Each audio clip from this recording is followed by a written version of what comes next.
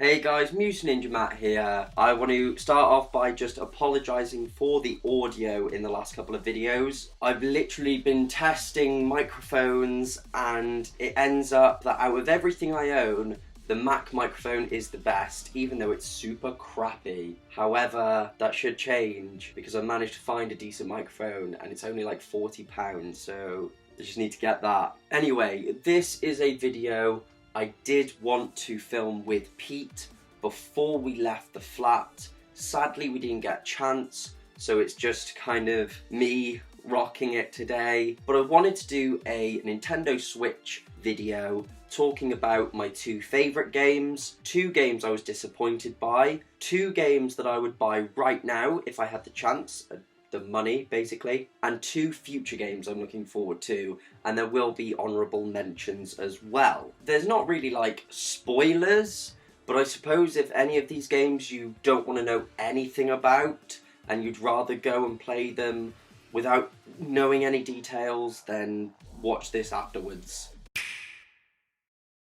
So I'll start with my two favourite games, starting with, of course, Zelda Breath of the Wild. The reason I love this game is just because how big it is. The open world is massive, exploring is awesome, being able to go out and just start fights with creatures, or just go sort of hunting and collect food and find out different cooking recipes and what they do. I love that while you're exploring, you have the big Assassin's Creed-like towers, and you get to see your world map grow more and more, and you start realising just how big the game is. The combat is incredible. It's fun and simple, yet there's so many different techniques to master. There's a huge range of weapons, which you can just pick weapons up, and obviously they'll get damaged over time, so you'll end up using a whole bunch of different weapons. It's the small details in the game, the weather effects. When you're climbing, surfaces get slippery in the rain, so you might have to wait it out or use more stamina trying to climb. If you're carrying metal weapons, then obviously in a lightning storm, you can just get struck by lightning. There's so many different armours to find as well. Just in general, there's so many things to find. You've got your shrines, you've got your Korok seeds, you've got your side quests as well, which are so fun to do, and there's so many of them, and you get to meet some really interesting characters. The DLC as well. It's not just, here's a new costume and you've spent 20 quid on it. It gives you an entirely new story, new challenges, new modes, new useful features in the game. The game controls so well and so easily. It feels natural and smooth, and it is a gorgeous looking game. Everything, the character designs, the landscapes, looks amazing, even in the handheld mode. And all of this before you even consider the story, which really is quite immersive and interesting and takes you to all these different kinds of landscapes. So yeah, I really like Breath of the Wild. Secondly is Super Mario Odyssey, which I haven't actually got round to completing fully yet, but I am aware of what comes at the end of the game and that there are extras, which is really cool because it's these extras that really encourage you to collect everything as you go, whether it's on your first try, whether you're completing the game then going back and just replaying it over and over again to find everything. Each world is designed beautifully. There's a big range and they all look great, and Mario just looks great in all of them. The game's just got a great feel to it, not just in the way it controls, but also it's just a fun, silly Mario game that just makes you happy playing it. It does have exploration in it, and not a completely open world, but there is a lot of room for you to move around. It's not completely linear, but it's not too overwhelming either. It's also a game, when I talk about exploring and finding all the secrets within it, you are rewarded for the time you put in and the more exploration you do. The more treasures you collect, the more unlockables you're able to buy, and the unlockables are fun, and it personalises it with the fact that you have Mario's different outfits you can mix and match, and you really grow attached to your favourites. The boss battles are actually surprisingly fun as well. Quite simple but very old school, where you find out their patterns and how to beat them. Mario's new abilities are awesome. Cappy is actually a really fun character, and the fact that you can use Cappy to possess like T-Rexes and walk around with them, oh, it's so cool. There's even nice little nods and sections where you play old school 2D Mario with the old 8-bit style graphics. It just really lives up to the kind of Mario we're used to in stuff like Super Mario Sunshine. Now to move on to two games that kind of disappointed me. Starting with Splatoon 2. I was so excited for a shooter for the Switch, and it's Nintendo's take on a shooter. My biggest issue with Splatoon, I was playing the test fire play and I really enjoyed it, but when I actually got it for myself, I realised just how repetitive it is, as you need to progress to unlock other modes, but you're stuck just playing the one mode over and over and over again when playing online. I love the customization in the game with the different gear and how you can mix your gear and weapons and find your own playstyle, but the game just feels limited with limited numbers of maps and modes. It is a fun game, but I find it's not fun for long. There are other things to do in the game rather than just the online matches. You have missions and single player mode, but a lot of it feels extremely simple, and it will just be stuff like, there's a balloon, shoot it, there's another balloon, shoot it, and just on and on like that. I also don't know how I feel about the match length. It feels like it would become tedious doing something like Turf War with a longer amount of time, but sometimes 3 minutes just doesn't feel like long enough. Next is Pokken Tournament DX. I thought the game was okay, but I played it and I've seen other reviews saying it's too complicated. And I get what they mean. It can be a struggle to really master everything that's going on, but in some of the ways it just feels very simple. We played some matches on it and was just like, oh, this is all the game is. And I understand in fighters, you could say that about any of them, oh, this is all the game is. But I don't know, I just didn't feel there were enough personal touches in there to make me want to keep playing it. Something like Injustice, I feel there's reasons for me to keep playing it and to explore it. Obviously, things in the game that would be wanted is obviously just more sort of moves, a bigger roster, but stuff like the phase shifts, I was just find it really disjointed, but it definitely is a really nice looking game, like a really nice looking game.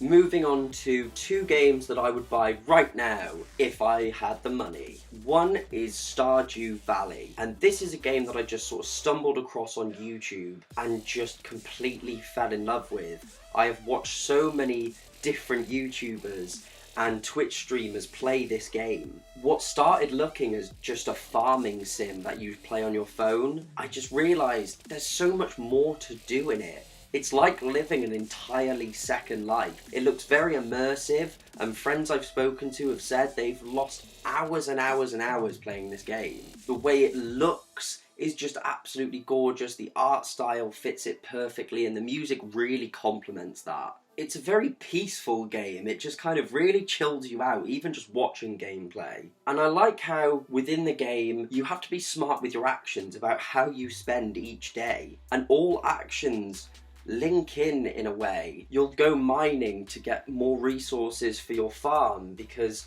you might use stuff on your farm to gift to townspeople, which will help you in the long run, and everything just benefits you in some way. There is also Xenoblade Chronicles 2, and the really big thing that stood out for me in this was the art style, the way it looked straight away, and also the combat system, which a lot of people have said is more in depth than you may think. Also, it did have some Breath of the Wild vibes to me. It looks like it's another big open world to explore. The story also seemed really interesting to me the more I was hearing about it and watching about it. I've got 3 honourable mentions for this category as well, which is ARMS. ARMS just looks like a sort of slightly different fighting game, something that would make a great party game to play. Could probably get a few good hours out of it, but I don't like how expensive it was when it came out for what it is. Skyrim is one. I never played Skyrim, still haven't.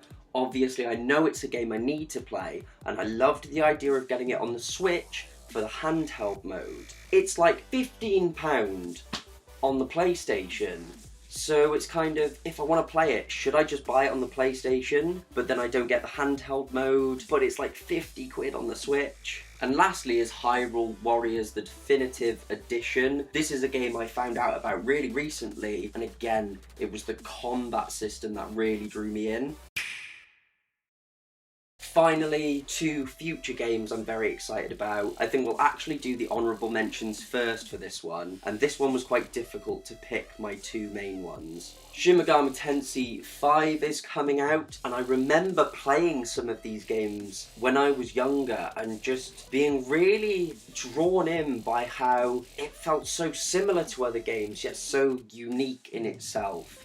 And obviously it's just a pretty dark game. Metroid 4, which all we have for at the moment is like a logo, but I've played Metroid Hunters, Metroid Prime, the original Metroid, and they're just always good fun. Probably like my favourite sort of Nintendo shooter. Dragon Quest XI, I played Dragon Quest back on the PS2, and I just love the way the game looks. Love the art style, and I just loved its character, just how everyone acts in the game, the tone of it all, and it's a game you just really enjoy getting lost in. Finally, and this was a tough one, it's Pokemon Let's Go Pikachu, Let's Go Eevee. It's weird, because Pokemon is a game I always get super excited for, and I've never finished a Pokemon game. And I don't know what it is about me, but I kind of really struggle with Pokemon games in that after like the second gym, I'm pretty bored.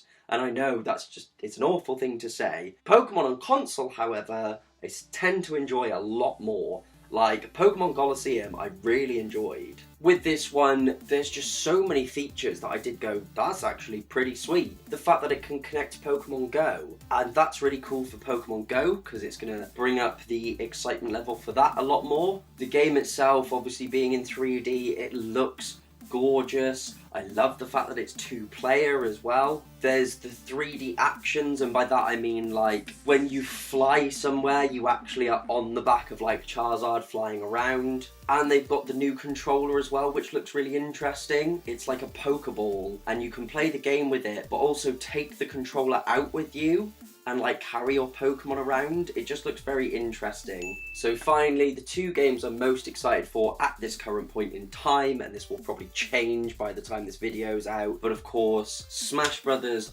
Ultimate, because it's a giant roster, it's got everyone in, everyone has commented how nice a looking game it is, and I think it really is. And also the fact that Smash is just a win. It's always a win. It's a great party game to play with your friends, but you can also get a lot out of the single player. I found myself wanting to complete the game with every character back in Melee and get all those trophies, and it's just a really addictive, simple, fun game. And this one is just the biggest one they've done, so it's all of that but on a bigger scale. And finally, something I talked about in my E3 video, it's Starlink, because it's toys to life, which I adore. I loved Disney Infinity, as people know, but I love the combat, swapping the weapons out in real time, and it looks like what No Man's Sky wanted to be. As they said, you go down into planets,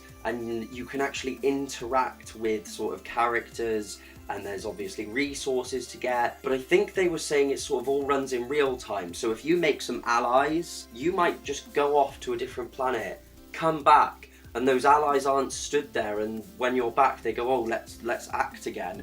They could be being attacked when you get back. It just looks really cool, and I'm very, very excited to see if it works properly, that sort of thing. But yeah, I believe that's pretty much everything. I mean, the Switch went from having like Zelda to actually having a hell of a lot of titles.